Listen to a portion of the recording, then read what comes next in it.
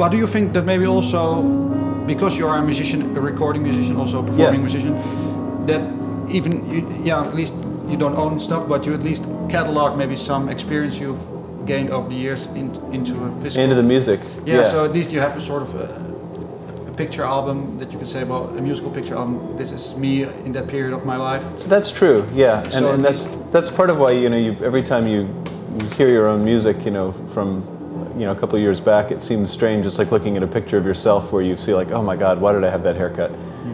Or I can't believe I was wearing that shirt.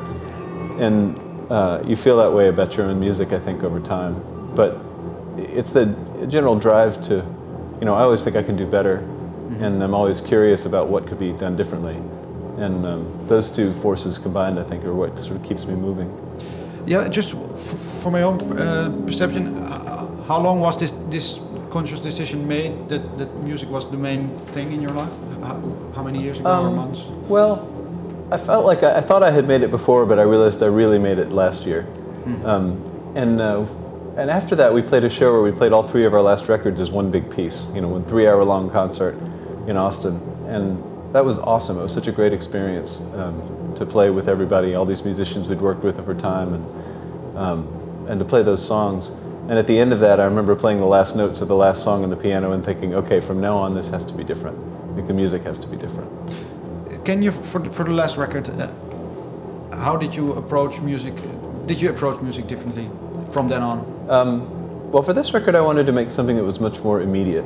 I wanted to make something much, in the same way that like the album covers, the last record, you see this sort of beautiful object, this island off in the distance.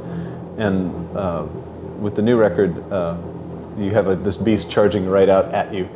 And I feel like the last record sounds like that. It sounds like something contemplated from far away. And the new record, I wanted to be right up with you, I wanted to make the drums and the bass like very close, very present, and not to sound like they were at the other end of a room that was 60 feet long. And I just wanted something with more of with more life in it, more passion and energy. Is that something that that energy that you describe, that reflects maybe the period you've been through?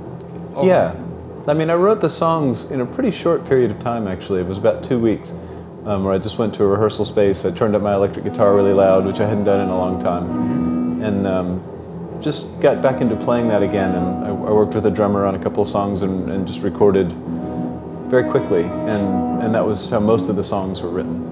Can you recall the first day of going into that room and finding that sound, or what was the moment that you thought, well, this is the way I didn't feel very good that day, actually. I remember I went in and I thought, well, I'm just going to try this. The rehearsal space is completely dark inside. There's just one little light on the walls. I mean, those places are pretty depressing usually. And but I just plugged in and started playing, and I suddenly found that I really liked the sound that was coming out of the amplifier. I was like, it was something that I recognized that I'd always liked, but there was also something new about it that I could just hear something in it. I can't explain it exactly. But what came out of those 2 weeks really made me feel that I had the kernel of something I could make into a record that I really loved, and that I am happier with this record, I think, than I've ever been with a record. Is it for you? You make demos, you work them out in the studio while you're recording, or you go with a finished product almost to the recording space, or did you do that all in that 2 weeks?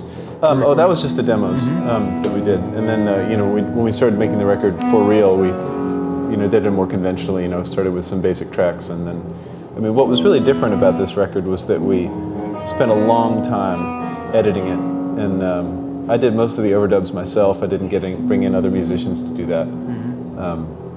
For a particular reason, or? I just wanted to have more.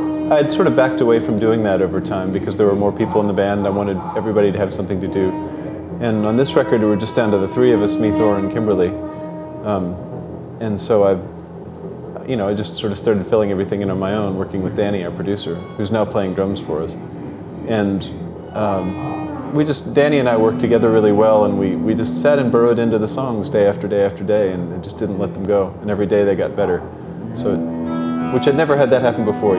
Usually you'll have some days when you're working on a record when you feel like you've made it worse. But this record did always get better every day.